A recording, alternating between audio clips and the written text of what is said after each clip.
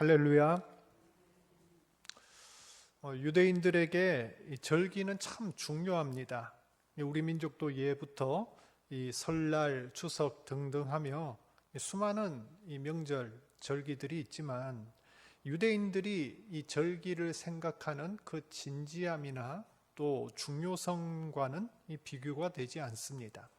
왜냐하면 이들에게 절기 자체는 종교적 신념입니다. 그리고 이 세대를 넘어서 자신들의 가치를 교육하는 굉장히 중요한 그 전승 수단으로 여기기 때문입니다. 흔히 유대인들에게는 3대 절기가 있다고 하는데 이 초막절, 칠칠절, 그리고 뭘까요? 그렇죠. 오늘 우리가 읽었던 유월절입니다. 이 유월절은 많은 절기 중에서도 이 이스라엘 사람들이 제일로 중요하게 생각하는 그런 절기죠. 이 유월절을 히브리 말로 페사흐라고 하기도 하고 헬라어로는 파스카라고도 하는데요. 그 뜻이 넘어가다, 건너뛰다 이런 뜻입니다. 또 달리 보호하다라는 뜻도 있다고 합니다.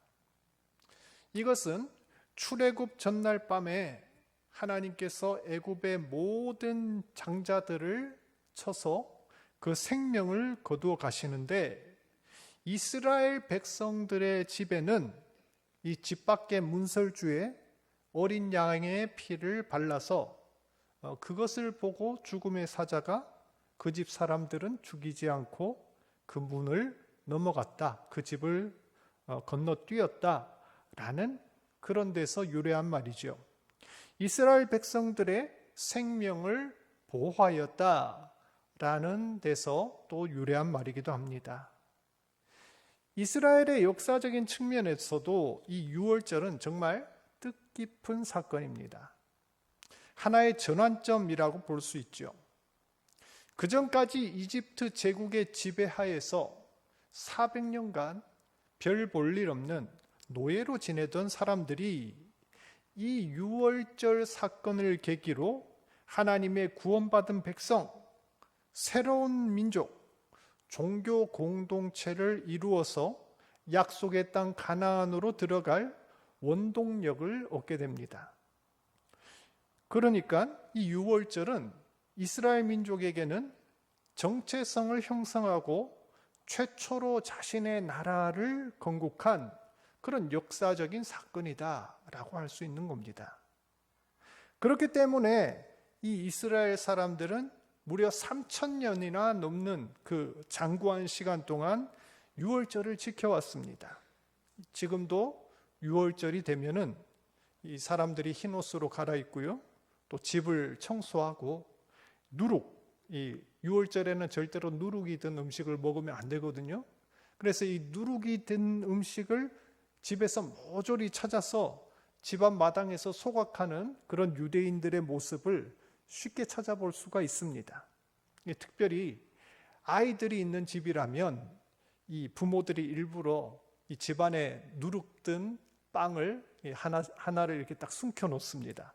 그래서 그 빵을 찾아오는 아이에게 상으로 선물을 준다거나 돈을 주는 그런 재미있는 풍습도 있다고 합니다.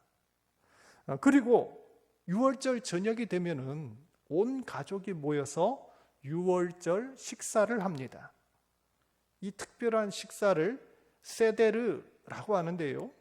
이 세데르 식사는 아무 음식이나 그냥 내가 원하는 메뉴, 맛있는 거 이렇게 차려서 먹는 게 아니라 정해진 메뉴가 있습니다. 그것이 오늘 우리가 읽은 이 출애굽기 12장 전체의 내용하고 관계가 있습니다. 이 세데르 이 식사의 첫 번째 메뉴는 무교병입니다. 이 무교병을 맞자라고 하는데요. 우리가 그냥 떡이라고 이야기를 하기도 하는데 실제로 보면은 누룩을 넣지 않고 구워냈기 때문에 떡이라고 하기에는 굉장히 납작하고 딱딱한 전병이나 크래커처럼 생겼습니다. 맛도 그렇게 나쁘지 않아서요. 다이어트 하는 사람들은 일부러 이거를 6월절에만 먹는 게 아니라 평소에도 구입해서 식사나 간식 대용으로 이렇게 두고 먹는다고도 하더라고요. 실제로 이 6월절 식사에서는 이 mat자, 이 무교병을 3겹을 이렇게 쌓아놓고 이렇게 식탁 위에 올려놓는데 여기도 뜻이 있습니다. 하나는 제사장을 위해서, 하나는 레위인을 위해서, 하나는 백성들을 위해서 그렇게 상징적으로 3겹으로 이렇게 겹쳐서 놓는다고 하더라고요. 그런데 이 무교병에 왜 누룩을 넣지 않느냐? 그 이유는 출애굽 전날에 하나님께서 급히 이스라엘 백성들을 떠나라 하였기에 이 밀가루 반죽을 하고 누룩을 넣고 발효를 할 시간이 없었기 때문이다. 즉 하나님의 그 구원이 그만큼 긴박하고 촉박하다라는 걸 상징적으로 보여주는 음식입니다. 또 다른 영적인 해석이 있는데 이 누룩은 죄를 상징하는 경우가 많습니다. 성경에서 이야기할 때 죄를 상징하는 단어로 누룩을 사용한다는 거죠. 예수님께서도 비유로 바리새인과 사두개인들의 누룩을 주의해라 이렇게 말씀하시기도 했고요. 고린도전서나 갈라디아서를 보면 적은 누룩이 온 덩이에 퍼지느니라 이렇게 말하는 구절도 있습니다. 죄의 전염성과 위험성을 지적한 것이죠. 즉 하나님의 백성으로 새롭게 거듭난 우리는 더 이상 과거의 죄로서 부패한 삶을 살면 안 되고 거룩하고 정결한 모습을 살아야 된다라는 것을 또 상징적으로 보여주는 그러한 음식입니다. 6월절 메뉴의 두 번째는 쓴 나물입니다.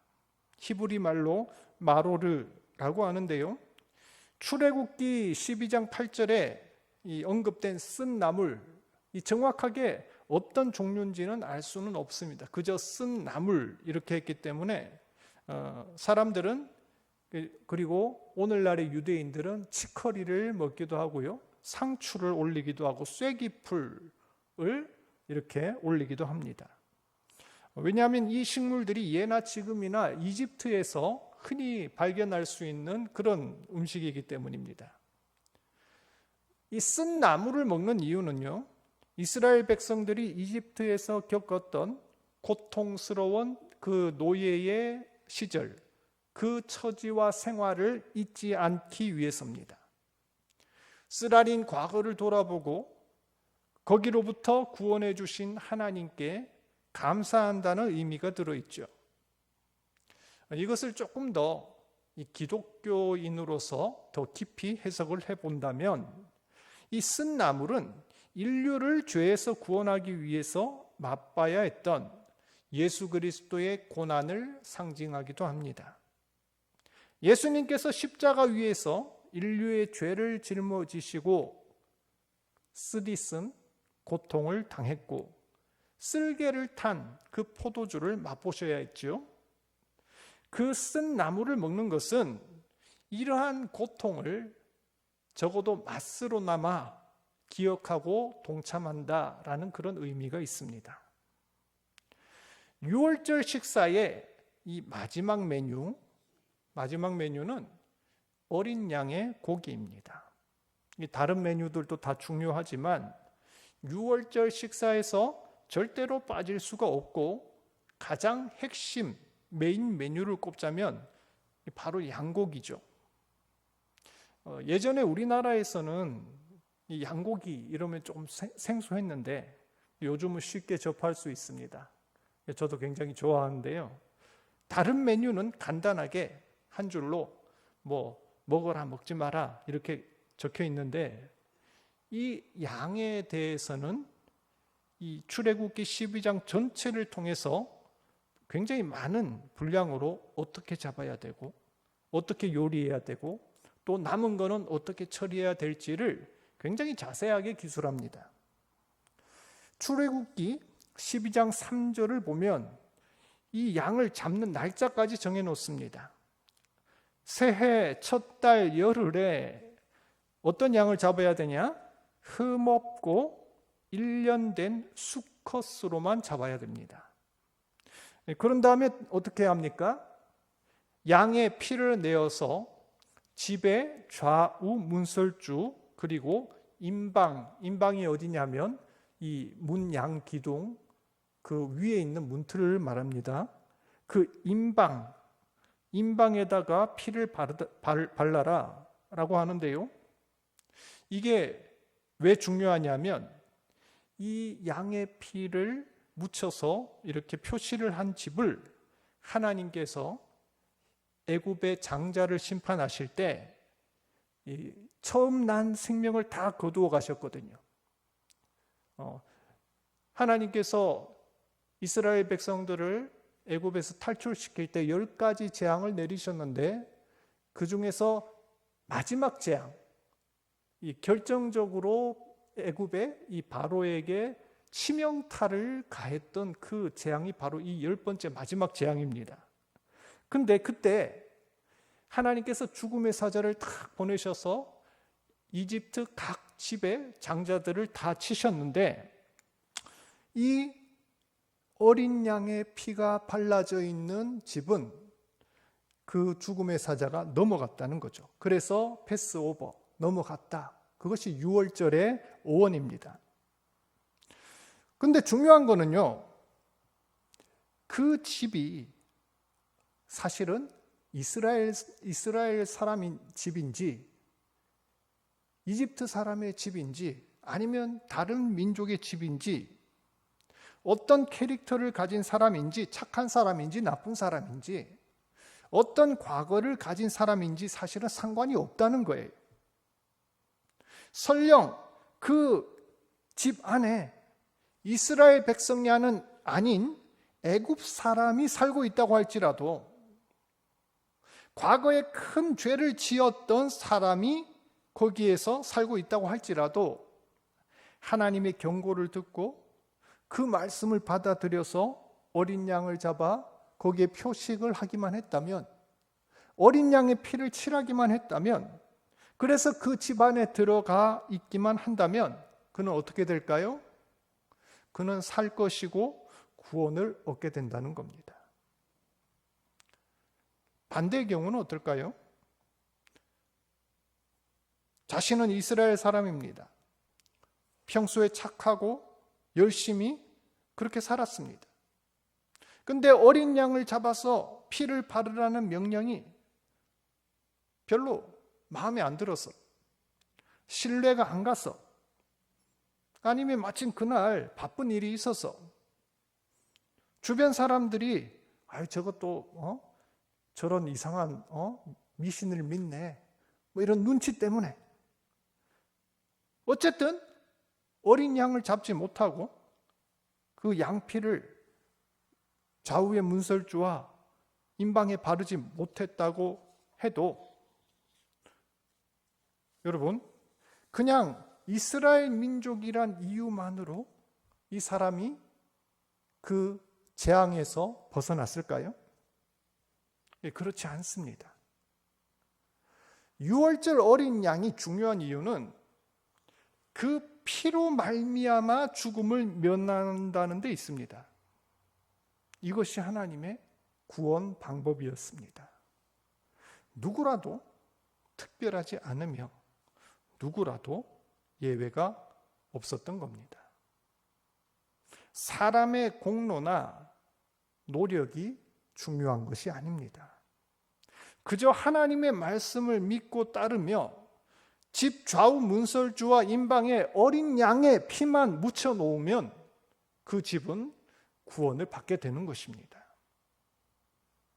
그 다음은 어린 양의 고기를 먹는 방법입니다. 12장 8절에 유월절 이 양고기는 반드시 구워서 먹어라 이렇게 되어 있습니다. 그리고 9절을 보니까 고기를 날것으로나 물에 삶지 말고 머리부터 다리 내장까지 싹 다 불에 구워 먹어라 이렇게 나와 있죠. 왜 그럴까요?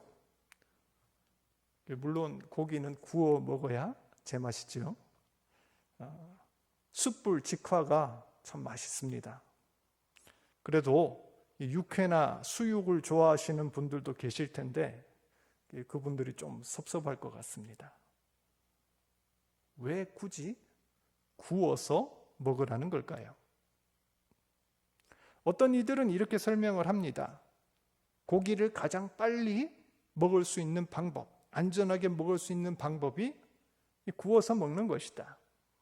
이 급박한 출애굽 상황에서 떡에다가 누룩을 넣지 않고 무교병으로 먹었던 것처럼 고기도 그만큼 빨리 먹기 위한 것이다.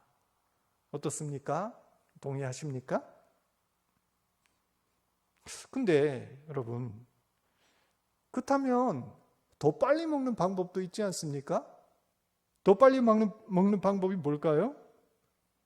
그렇죠. 날것으로 먹는 겁니다. 육회로 먹는 것이거든요. 그런데 성경에서는 또 그렇게 먹지는 말라고 되어 있어요. 그러니 이건 단순히 빨리 먹는 그런 문제가 아닌 겁니다. 그리고 그 뒤에 구절을 보면 먹고 남은 고기는 어떻게 하라고 합니까? 남겨두지 말고 싹 다 불태우라고 되어 있거든요. 근데 우리가 왜 하나님이 이러한 식으로 먹는 방법까지 이렇게 말씀을 하셨을까? 우리는 성경에서 좀 힌트를 얻을 수 있어요. 이런 식으로 고기를 불에 굽고 태우는 것은 일반적으로 하나님께 드리는 제사의식과 연관되어 있습니다. 레위기를 보면요, 하나님께 드리는 대부분의 제사에 드려지는 고기는 삶거나 날 것으로 드리지 않습니다. 번제도 그렇고 화목제, 속건제, 속죄제 모두 다 어떻게 해요? 제물을 불에 직접 태웁니다. 그리고 심지어 남은 부속물도 모두 다 불살라서 하나님께 드리게 되어 있습니다. 그 말은 유월절에 잡은 어린 양은 단순히 고기로 백성들의 배를 불리기 위해서 먹은 것이 아니라 하나님과 사람들 사이에 드려지는 희생 제물의 성격이 있다는 겁니다. 제사에서 드려지는 희생 제물이란 것은 사람들과 하나님 사이의 생명의 교환을 나타냅니다. 사람이 하나님 앞에 나갈 때는 자신의 죄를 어떻게 합니까? 그 제물에다가 전가하고 하나님은 그 제물의 희생을 통해서 제사 지내는 당사자의 죄를 사하게 됩니다. 그러므로 하나님과 인간의 관계가 개선되고 그러한 관점에서 볼 때 이 유월절 어린 양은 단순히 한 끼 식사, 고기 이런 성격을 넘어서 하나님과 인간 사이의 생명의 대속, 죽음의 전가가 일어나는 일종의 희생 제물이란 겁니다. 유월절을 지키는 사람은 그 희생 제물의 피를 통해 사함을 받게 되고 희생 제물의 고기를 먹음으로써 생명을 얻으며 출애굽할 힘을 얻게 됩니다. 마지막으로 유월절 식사를 먹는 자세입니다. 우리 11절 말씀, 11절을 한번 같이 볼까요? 같이 한번 읽어보겠습니다. 11절 시작. 너희는 그것을 이렇게 먹을지니 허리에 띠를 띠고 발에 신을 신고 손에 지팡이를 잡고 급히 먹으라. 이것이 여호와의 유월절이니라. 아멘. 여러분, 이 말씀 읽을 때 어떤 느낌이 드세요? 어떤 장면이 눈앞에 이렇게 펼쳐지십니까? 예전에 한때, 지금은 안 그러지만 저희 집 애들이 꼬맹이였을 때 꼭 똑같이는 아니지만 꼭 이런 느낌으로 밥을 먹었어요. 한 손에는 장난감 칼을 들고 눈은 TV를 보고 한쪽 발에 옷을 껴 입고 막 누가 쫓아오는 것도 아닌데 허겁지겁 왔다 갔다 분주하게 밥을 먹고는 했습니다. 정말 정신없죠. 그러면 꼭 제가 한마디 하죠. 야, 체하겠다. 누가 잡으러 오냐? 정말 보기만 해도 불안한 그런 모습입니다. 그런데 오늘 성경에서 꼭 그런 느낌으로, 그런 모습으로 유월절 식사를 해야 한다고 말합니다. 허리에 띠를 띠고 발에 신을 신고 손에 지팡이를 잡고 급히 먹으라고 합니다. 여러분, 원래 유대인들 식사 어떻게 하는지 아세요? 우리나라 사람들은 밥 참 빨리 먹죠, 그죠? 정말 저도 그렇게 이렇게 할 이야기는 아니지만 한 10분이면 밥 다 먹는 것 같아요. 그리고 진짜 후딱 그냥 모든 디저트까지 진짜 15분? 그 안에 다 끝나죠. 근데 유대인들은 그렇게 식사를 하지 않았어요. 그리고 대부분 이제 외국에 있는 분들이 그렇게 식사를 안 하는데, 심지어 식사를 할 때 어떻게 하는지 아세요? 앉아서 하는 것도 아니고 비스듬하게 누워가지고 천천히 이렇게 이야기하면서 그렇게 식사하는 굉장히 낙천적인 그런 사람들입니다. 근데 지금 이 모습은 누가 봐도 일반적인, 일상적인 그런 식사의 모습이 아니죠. 왜 그렇습니까? 그것은 하나님으로부터 출발 신호가 떨어지면 지체 없이 떠나기 위해서입니다. 그렇습니다. 유월절 식사는요, 즐기기 위해서, 배를 불리기 위해서 천천히 평안하게 먹는 그런 식사가 아닙니다. 오히려 언제 닥칠지 모르는 그 상황을 대비하면서 즉시 떠나기 위해 먹는 비상식사의 개념입니다. 애굽은 더 이상 하나님의 백성들이 머뭇머뭇하고 지체할 땅이 아닌 겁니다. 하나님이 가라고 하시면 즉시로 떠나야 하고 뒤돌아보면 안 됩니다. 하나님의 구원이 그만큼 긴박하고 다급하며 즉각적인 결단과 순종이 필요하다는 이야기입니다. 이상과 같이 우리는 유월절 식사, 그 중에서도 유월절 어린 양의 의미를 살펴보았습니다. 정리하자면 이스라엘 백성들은 유월절 사건으로 자유를 얻었고 생명을 얻었고 하나님의 백성이 되었습니다. 그리고 그 유월절을 기억하고 기념하는 게 유월절 식사인데, 그 중에서도 이 유월절 어린 양이 중요하다고 했습니다. 어린 양의 피로 말미암아 죽음을 면하게 되고, 어린 양의 고기를 먹음으로 생명을 얻게 되고, 하나님께서 베푸시는 무조건적인 은혜와 구원 은총을 새기게 된다라고 했지요. 그렇기에 이스라엘 백성들은 누구나 이 유월절을 중요하게 지켰습니다. 특히 이 유월절 식사만큼은 꼭 정해진 시간에 정해진 메뉴를 따라 지키려고 노력합니다. 성경을 보면 예수님과 제자들도 유월절 식사를 하였습니다. 마가복음 14장 12절 제가 읽어드릴게요. 무교절의 첫날 곧 유월절 양 잡는 날에 제자들이 예수께 여짜오되 우리가 어디로 가서 선생님께서 유월절 음식을 잡수시게 준비하기를 원하나이까 하였죠. 그리고 그 다음 절에 나오는 16절에 예루살렘 성내 어떤 사람의 다락방에서 예수께서 하시던 말씀대로 만나 유월절 음식을 준비하니라 이렇게 이야기했습니다. 여기서 말하는 유월절 음식이 우리가 잘 아는 최후의 만찬이지요. 예수님께서 잡혀서 돌아가시기 전 제자들과 함께한 마지막 식사입니다.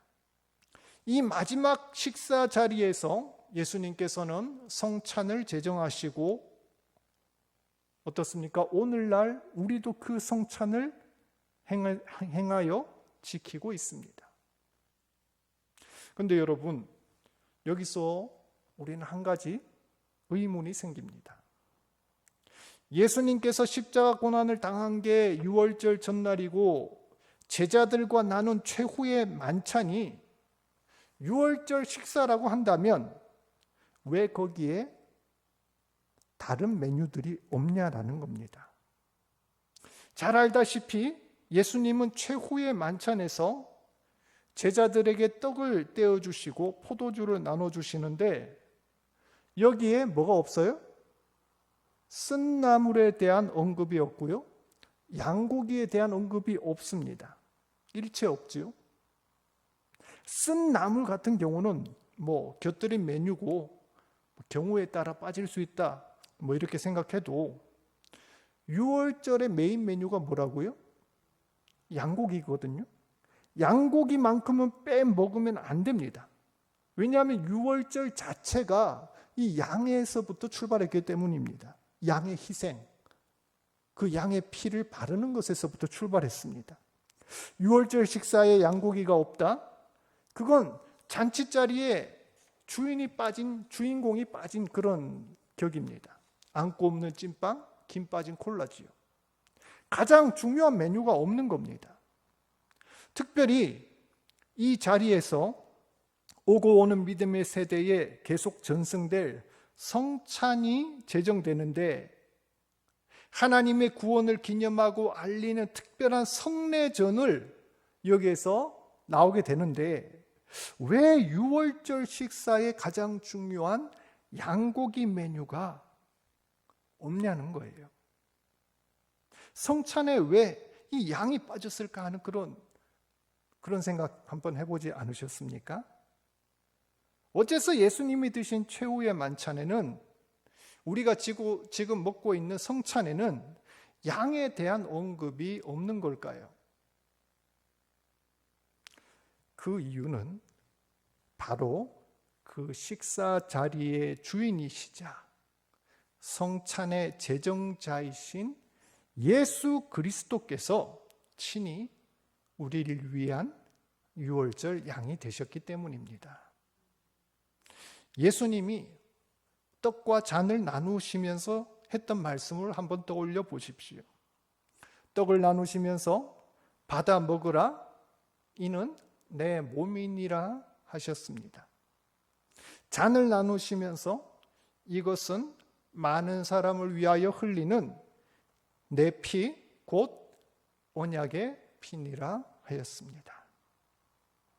예수님의 최후의 만찬, 그 유월절 식사 자리에서 본인이 희생의 양이 되어 제자들을 위해, 온 인류를 위해 지금 살과 피를 나누고 계신 것입니다. 유월절 어린 양은 확실히 예수 그리스도를 예표합니다. 그래서 세례 요한이 예수님을 보고는 이렇게 말한 겁니다. 보라, 세상 죄를 지고 가는 하나님의 어린 양이로다. 오직 예수님만이 흠없고 순결한 하나님의 의의 기준을 만족시키는 유월절 어린 양이 될 수 있습니다. 유월절 어린 양의 피가 이스라엘 백성 집 앞 문설주와 임방에 발려져 있을 때 그 집 사람들이 죽음을 면하였던 것처럼 우리도 예수님의 보혈로 죄사함을 얻으며 죽음의 심판을 면하게 되는 줄 믿으시길 바랍니다. 하나님의 구원에는 어떠한 자격이나 조건이 필요가 없습니다. 인간의 노력이나 공로가 필요한 것도 아닙니다. 중요한 것은 우리가 지금 예수님의 그 보혈 아래에 있느냐, 그렇지 않느냐 하는 것입니다. 오직 믿음, 그 보혈의 능력을 믿으며 주의 이름을 부르는 자는 구원을 얻게 될 것입니다. 또한 우리는 예수 그리스도를 통해 공급하시는 그 생명의 은혜를 날마다 풍성하게 누리고 있습니다. 이스라엘 백성들은 유월절 어린 양의 피를 통해 죽음을 면했던 것처럼 어린 양의 고기를 먹음으로써 출애굽할 수 있는 새 힘과 능력도 얻게 되었습니다. 이것은 단순히 한 끼 식사의 차원이 아니라 하나님과의 연합, 새로운 관계를 통해 생명을 주시는 그 은총을 경험한 것입니다. 예수님 역시도 우리를 위해서 피 흘리고 희생하셨을 뿐만 아니라 자기의 몸을 제공하심으로 날마다 우리가 하나님과 연합하게 만드시고 영적으로 힘을 얻게 하십니다. 성령 안에서 우리는 그분의 몸이요 실체인 말씀을 경험하며 날마다 솟아나게 되는 놀라운 역사가 있는 줄 믿으시길 바랍니다. 마지막으로 우리는 예수 그리스도를 통해 주어진 구원이 얼마나 놀랍고 귀중한 것인지를 깨달아야 합니다. 이스라엘 백성들이 어떻게 유월절 식사를 하였습니까? 당장이라도 떠날 것처럼, 지금 먹지 않으면 영영 먹을 기회가 사라지는 것처럼 지체하지 않고 머뭇거리지 않고 급하게 먹었다고 되어 있습니다. 그만큼 하나님의 구원이 소중하고도 긴박하다는 겁니다. 밭에서 보물을 발견한 농부가 누군가 그것을 채갈 것처럼 전 재산을 팔아 그 밭을 샀던 것처럼 예수님을 만난 제자들이 그 자리에서 모든 것을 내려놓고 즉시로 예수님을 따랐던 것처럼 구원은 긴급한 것입니다. 세상의 어떤 가치하고도 비교할 수 없는 중대한 것임을 알아야 합니다. 우리는 세상의 성공에는 바쁘면서 이 구원의 문제는 너무 등한시하고는 있지 않습니까? 물질의 문제는 참 민감하면서 영혼의 문제는 무관심할 때가 참 많습니다. 사순절 마지막 주간 우리는 이 유월절과 유월절 식사를 통해 우리에게 베푼 하나님의 그 구원을 다시 한번 묵상해 보았습니다.